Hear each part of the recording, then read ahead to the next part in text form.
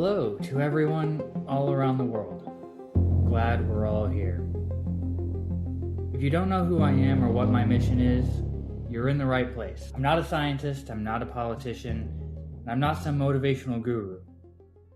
I'm a guy who's found myself with a front row seat to the unfolding of biomedical technology with a lens of personal freedom from which I view everything. My platform is a condensing of human psychology in relation to the enjoyment of and desire for life. I'm here as a voice for the people who wish to see life extension become commonplace, and a translator of what is happening on the leading edge to those who wish to be informed. Throughout history, there have been a handful of key moments where humanity has made a massive leap in evolution. Look at Buddha, Socrates, Plato, Aristotle, Jesus in humans' evolution into consciousness. Look at the Magna Carta, the Renaissance era and the printing press, the Age of Enlightenment, the US Revolution and the French Revolution in our evolution into personal freedom. And look at the discovery of clean water and sewer systems, soap and basic hygiene, vaccines and antibiotics, anesthesia and antiseptic surgery, nutrition and modern health, and the evolution of health consciousness and life extension. Now, my platform grows from the recognition of right now being humanity's next key moment of reckoning.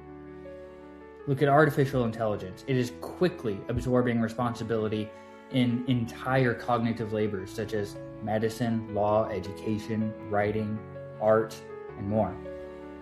Robotics is likely going to be the future of physical labor, and that development is happening as we speak. Biotechnology, especially epigenetic reprogramming, cellular regeneration, genetic editing, protein design, and AI drug design, are developing at lightning speed. Our current space age includes commercial launches, reusable rockets. Travel to Mars is on the horizon. We have private space stations. There's talks of asteroid mining. And look at how global economics is changing with creator economy, remote work, internet entrepreneurship, digital assets, and so on. And of course, it's easy to see the growing distrust of centralized government with the breakdown of traditional politics happening across the globe. That's a rabbit hole we're not going to go down right now. Looking at history's moments of reckoning, it's easy to see the unfolding results as a given, as just what was bound to happen.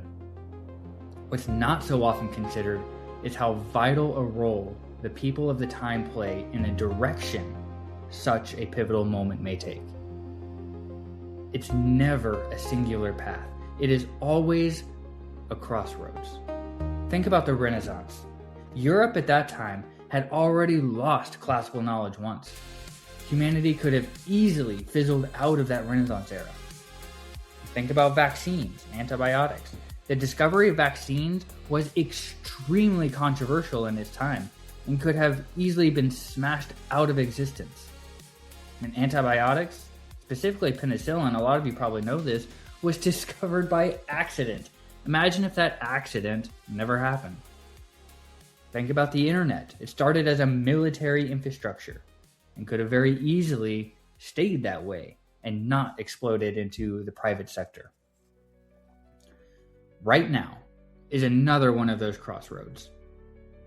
People 100 years from now, 500 years, 1,000 years from now, will look back at the events unfolding today and think just the way we do now about humanity's past defining moments. Of course, we evolved with technology. Of course, the job and work paradigm shifted. Of course, personal freedom and responsibility became the standard. Of course, we grew from a global to a galactic mindset. Of course, we eliminated age-related suffering and disease. Of course, we made the discovery that made death a choice, and so on. But we are here right now, so we must recognize our vital role in steering humanity's direction through this monumental threshold in which we stand. Because what happens if we don't? What happens if we just let nature take its course?